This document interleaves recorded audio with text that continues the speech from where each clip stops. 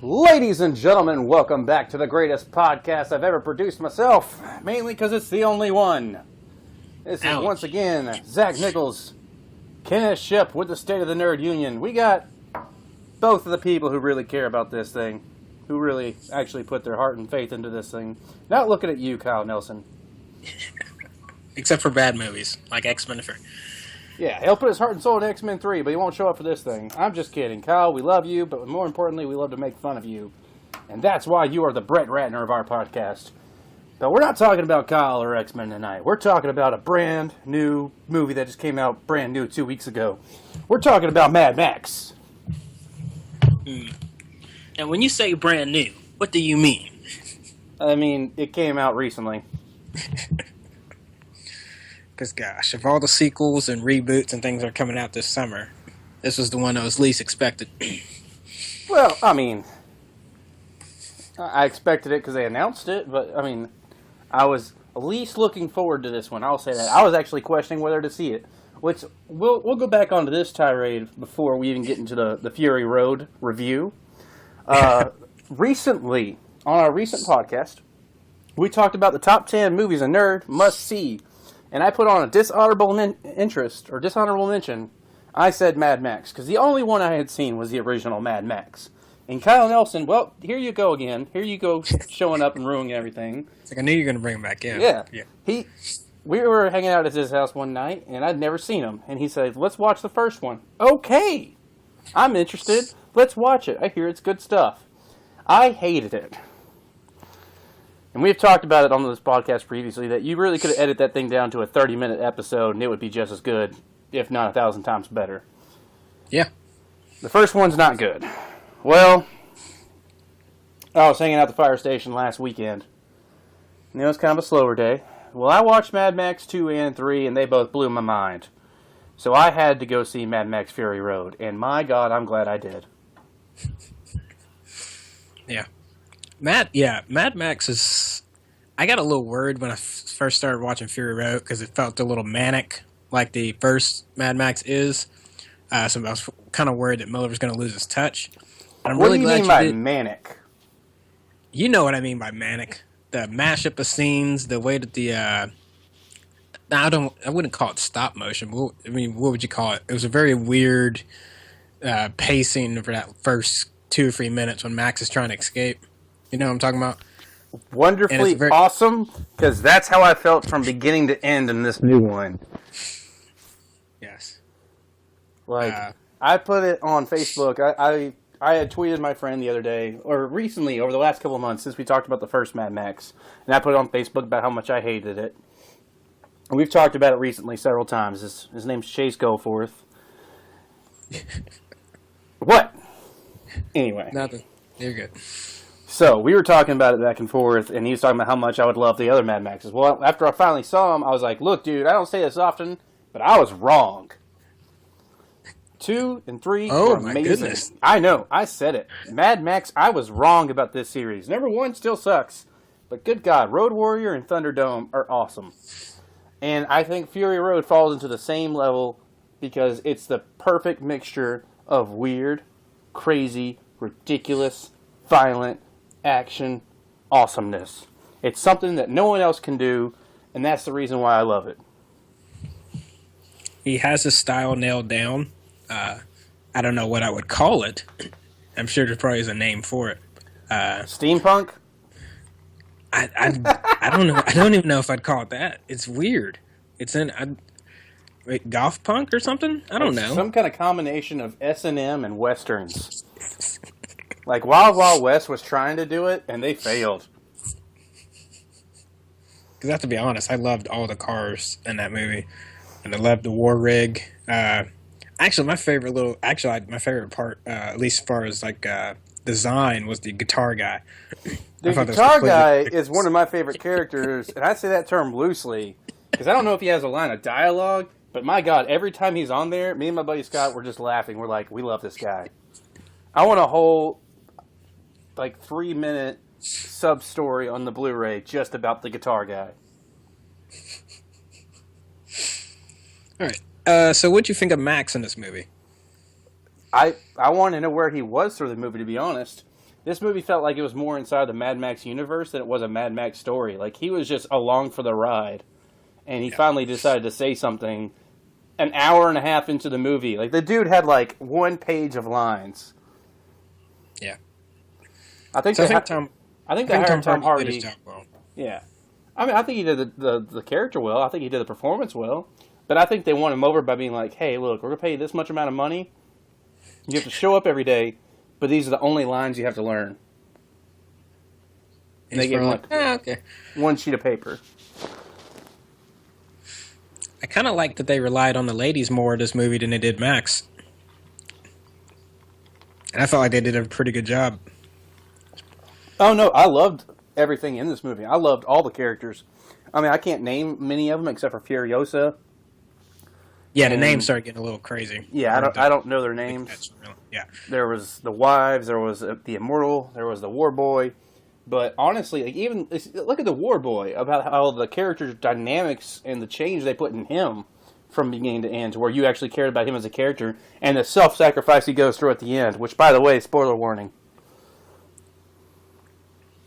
It's a bit late to do the spoiler warning after you've already said it. Well, whatever. He sacrifices himself, and it's awesome. Yeah. But I think that's probably the most interesting thing to me, is that it's more of a Mad Max universe film, and Mad Max is barely in it. But, damn, it's awesome. Yeah. Furiosa is more the hero of the film. I mean, what was it? During the last scene, she had gotten shot in the side, was trying to pull Max up off as he was falling off the side of the rig, and trying to drive it toward the canyon hole. Like, it's pretty freaking impressive. Not to mention that she's only got 1 arm. Because the other arm broke during that scene. She's got 1 arm, and she's doing all this. But that's what's awesome, like, about this movie, is that they made all these characters out of nowhere. They're all completely fresh, except for Max. Which, even then, I mean, the Mad Max chronology is so loose. It's not really a character. I mean, it's just Mel Gibson shows up, and you just got to show up and hate Jews, and all of a sudden you're Max. And really, the only thing he's pulling from other movies is his his history of having lost people and people he couldn't save and people he was able to save. Well, that's the thing, is that those flashbacks aren't even to Thunderdome or Road Warrior. Those aren't people from previous movies. They just showed up out of nowhere. So they just hint at previous adventures. So it might. No one even knows whether this movie falls into place.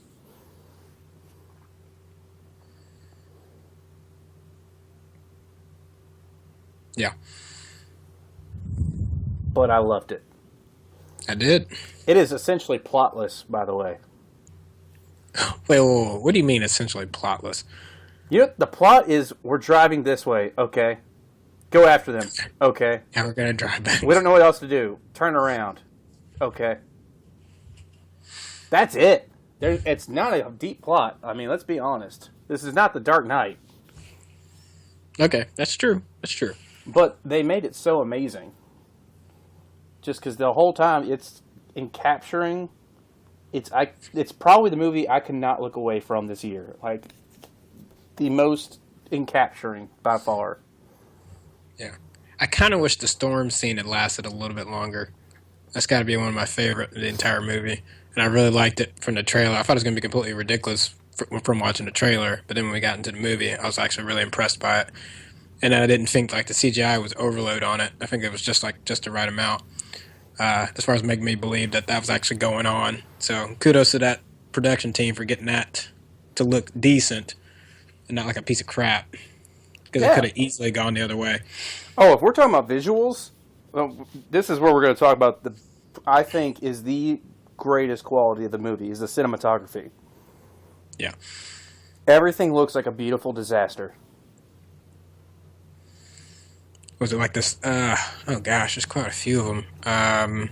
All the shots of the nights with the dark blue sky in the air, and usually they have a great contrast going on with the sand, or if there is some lighting, for some reason, the red area or the bright yellow from the lights coming off on the people, contrasting against the dark blue of the sky. Every single one of those shots is just amazing.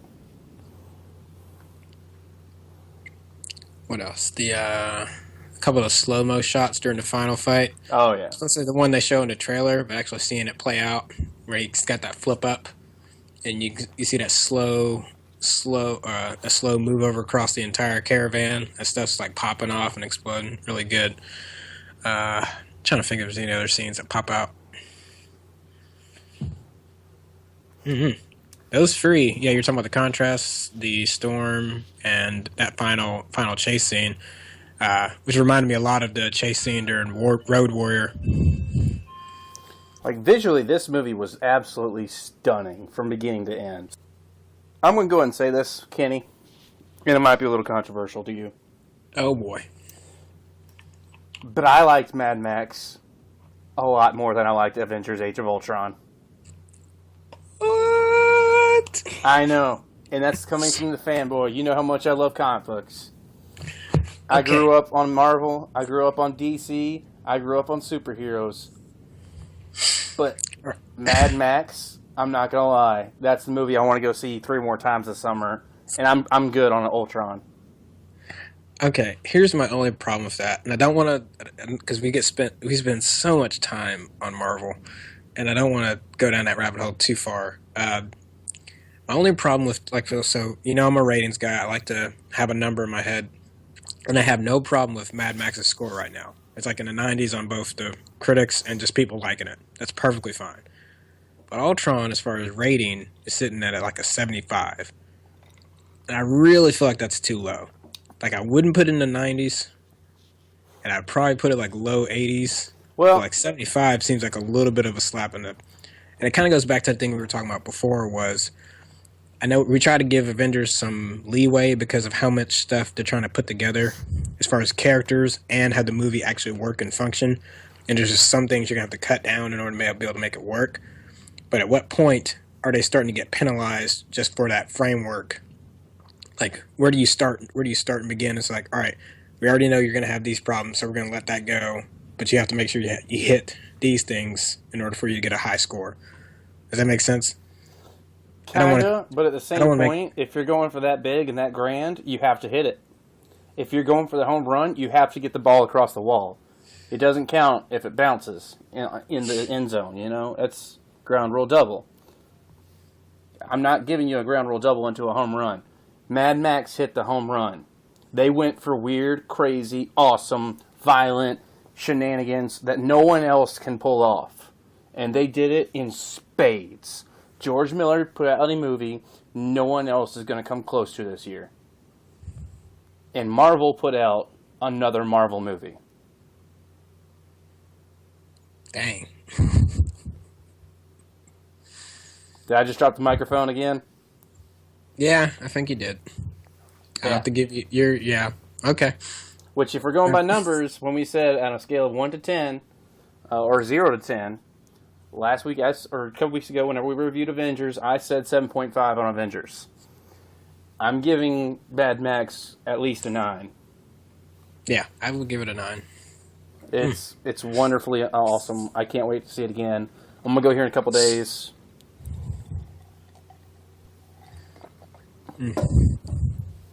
Which, once again, I was completely wrong about the Mad Max series. Everyone heard that? I was wrong. Go watch Road Warrior and Thunderdome. They're both awesome. But you can skip the first Mad Max. Unless if you're just an old cult classic lover of it, you'll be okay. But I would not entertain that as your first entry into the series. Yeah. It might turn you off completely. But honestly, you could just jump into any one of these. Like, the story's so loose anyway. All you need to know is Yeah. post-apocalypse world or near-apocalypse world. There's not a lot of gasoline. Yeah. There you go. And Mel Gibson's riding around in a car. All right. You got any other thoughts on Mad Max, Fury Road? No, just very solid movie. I'm glad I was surprised. So, yeah. I thought it was fantastic. Absolutely awesome. Loved it. Go see it. Go see it again. And then go take your girlfriend to it. And then once you have children, 20 years from now, make them watch it. It's just absolutely fantastic. I loved it, loved it, loved it. Right now, it is sitting on my favorite movie this year. So far. Oof. Wait. Have you seen Ex Machina? No. Okay. I've not even seen a trailer for Ex Machina. Yeah, it kind of slipped under the radar. If you can, if it's still in a theater somewhere, though, I'd recommend you go see that. That's still my number one. I'll give Mad Max number two because I do agree with you. Like I have a hard time with where Avengers is scored at, but I agree that Mad Max is better. I just have a problem with Avengers is scored at, but Ex Machina is still my number one, so I'd recommend you go see that and anyone else listening because it's top notch. I think it's still in theaters right now. Yeah. So on a side note, it kind of made me sad on how Ultron was displayed, but we don't have to get into a huge talk on that. We said we're not talking about Marvel. I know, dang it. All right, shut me We're up done with Marvel until Ant-Man. No more. until we talk about Marvel. Exactly. Point is, Mad Max so far is my favorite film this year. I think, Kenny, either you're going to agree with me or you're going to say compared to Ex Machina, one of those two. But then something else is coming this year in December. I'm getting so excited. Actually, we got a whole bunch of stuff to look forward to till then. We got Jurassic World next month. You don't know looking at Jurassic World? Oh, come on, dude. Jurassic World's going to be awesome. Chris Pratt, dude.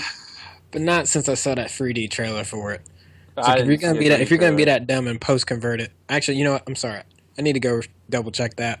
But it looked like a post conversion 3D. Well, I don't know. If We're not you're going to that- judge a movie just by its 3D, okay? We're Okay, not going well, to judge the well, movie by its hold on. gimmickness.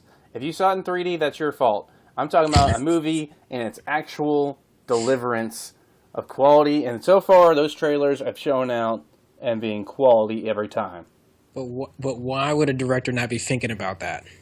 Because he actually wants to just make his movie, and then the producers and all the executive producers are like, no, we need extra money, so it's got to be in 3D. And all of a sudden, they just turn around and put it in 3D. But if you know it's going to be put in 3D anyway, then why don't you go ahead and shoot it in 3D so that your Maybe the fans don't have to look at cinematographer's it? not comfortable with doing it in 3D. Maybe none of them really care for 3D, and they just want to make their movie, and then the 3D's on the side. All right, you're making it sound like I care about 3D because I don't really care about 3D. You care about I just 3D, know that- apparently. You keep bringing it up. Okay, Just see all it in right, 2D well- like I will. I am going to see it in 2D Then what are we talking about 3D for? because I like watching things in IMAX. Which, speaking if of, I actually kind of want to see Mad Max in 3D, just for like one of those final scenes with the guitar guy, and like the guitar's like throwing at you, like, yeah, yeah. Yeah, I should watch Max in 3D, but not Jurassic Park. I'm telling you now, people. Point don't do is, it. the rest of the summer, we got Jurassic World. We've got Terminator Oh, you and Terminator. and Star Not Wars. excited. Yes, Star Wars. Oh, 007. A Get the 007? Spectre. Spectre. I'm hoping he's Hans, not Hans, what's his name? Ernst Stavro Blofeld. I can't remember. I was about to say Goebbels. That is not right at all. Yeah, I know what you mean. So, point is, so far, Mad Max is my favorite film of the year. Go check it out. Kenny says it's also his favorite film of the year. I'm going to just say it for him. Ooh, slander. We like it. It's got a 9 from both of us. It's awesome. Check it out. And make sure you like all of our funny memes I keep putting on Facebook because it makes me feel better about myself. It really does, guys. You should take care of that for him. Exactly. Click like. Click like and then tell your friends to click like. We want to feel relevant on social media. Anyway, that's going to do it for tonight. This is me, Zach Nichols. This is him, Kenneth Ship. Once special guest, now co-host. And that's going to do it for tonight. Mad Max 4. Go see it 4 times. It's wonderful. Good night, ladies and dudes.